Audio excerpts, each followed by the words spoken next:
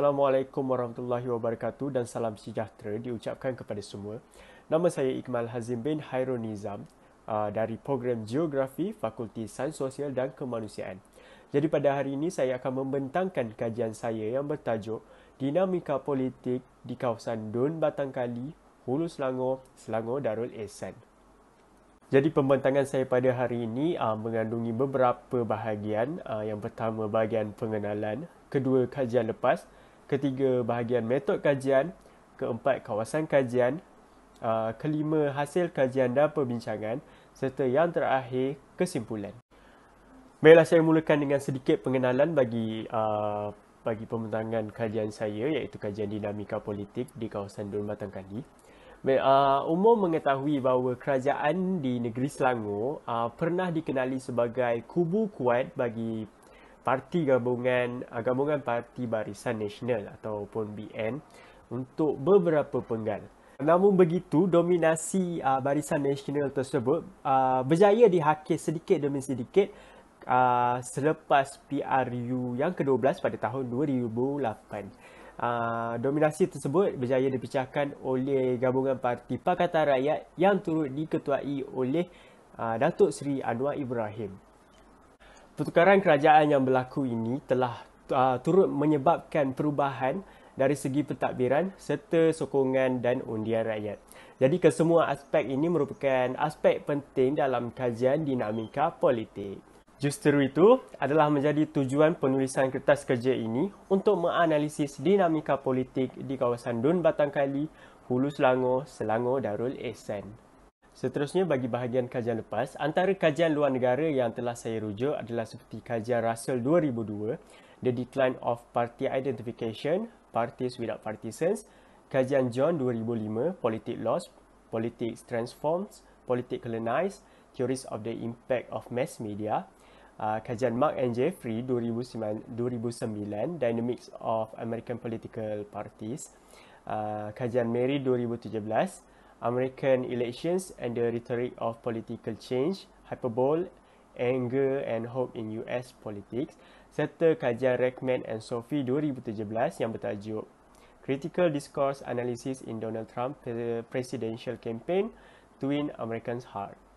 Seterusnya bagi kajian dalam negara, antara kajian yang telah saya rujuk adalah seperti kajian oleh Yurni dan Nizam Sulaiman 2008 yang bertajuk Kedudukan Barisan Nasional dalam Pilihan Raya Malaysia, Berakhirnya Era Hegemoni. Seterusnya kajian Syahuri Nain 2016 yang bertajuk Keberkesanan Pemasaran Politik di Selangor dalam PRU 2013. Selain itu, saya turut merujuk kepada kajian Mahadi, Basit dan Mansur pada tahun 2018 yang bertajuk Electoral Pattern Among the Malay Voters in Selangor in 14 General Election 2018. Selain itu, saya turut merujuk kepada kajian Junaidi 2019 yang bertajuk Perubahan Politik dalam Pilihan Raya Umum ke-14 2018 di Malaysia. Selanjutnya, saya turut merujuk kepada kajian Mahadi, Sabri dan Zatul yang bertajuk Persepsi Golongan Belia terhadap Malaysia Baharu dalam Kerangka Pembangunan Komuniti di Semenanjung Malaysia. Baiklah, kita bergerak ke metod kajian, iaitu bagi kaedah perolehan data. Bagi data premier, saya menggunakan kaedah soal selidik, kaedah pemerhatian di lapangan serta kaedah rujukan data statistik kaum dan scoresheet keputusan PRU 2018. Bagi data sekunder pula, saya menggunakan kaedah kajian kepustakaan serta kajian atas talian.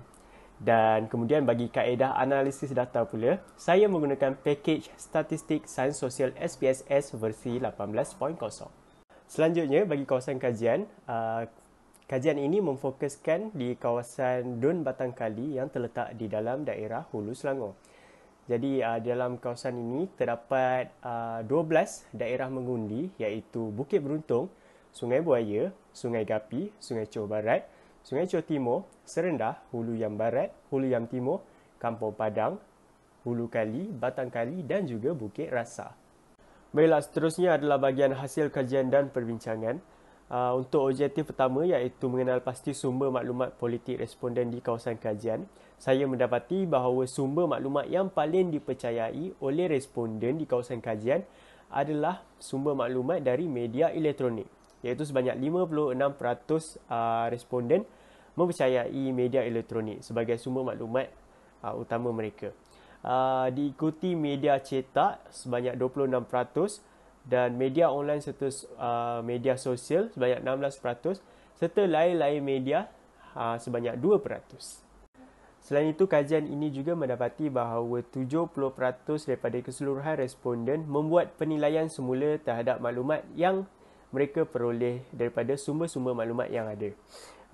Kemudian hanya 26% responden yang menyatakan bahawa mereka tidak menilai semula maklumat-maklumat tersebut. Kemudian 4% responden pula menyatakan bahawa mereka tiada masa untuk menilai semula maklumat yang mereka peroleh.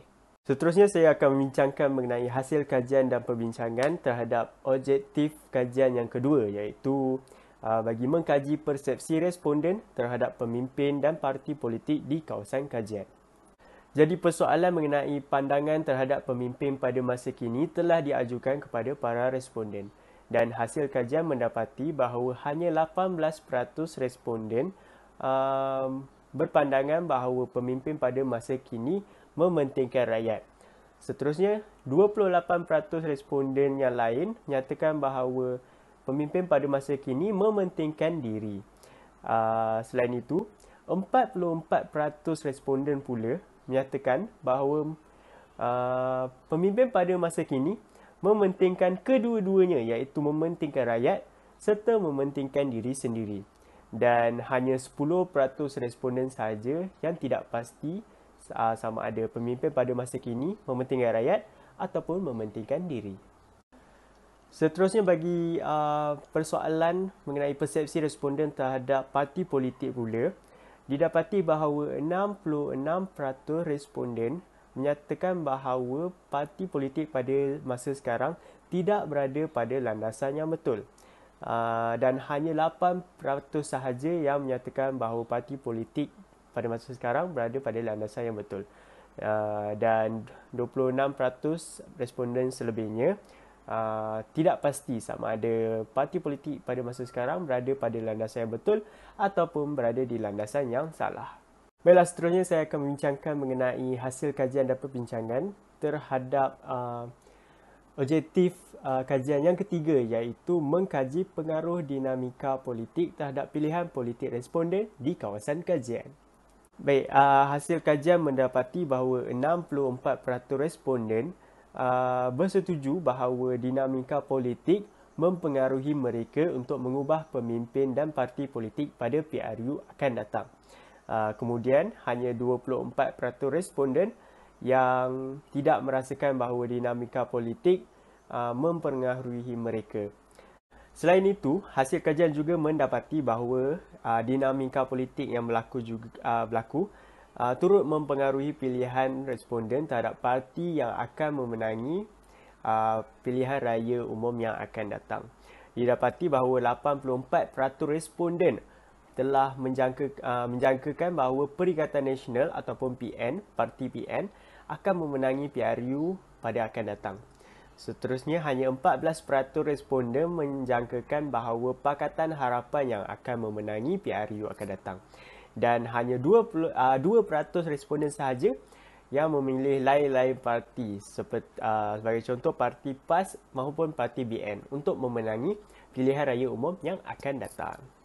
Baiklah, kesimpulan bagi kajian ini adalah dinamika politik yang berlaku di kawasan Dun, Batangkali, Hulu Selangor, Selangor Darul Ehsan ini telah mengundang persepsi yang pelbagai dari kalangan responden. Selain itu, dinamika politik yang berlaku juga telah menyebabkan tahap kepercayaan responden terhadap pemimpin dan parti politik semakin berkurang. Dan kini didapati tahap kepercayaan tersebut hanya berada di tahap yang sederhana. Dan yang terakhir sekali, dinamika politik yang berlaku juga telah mendorong responden untuk mengubah serta memilih pemimpin dan parti politik yang lebih baik pada masa yang akan datang. Jadi itu saja pembentangan saya pada hari ini. Sekian, terima kasih.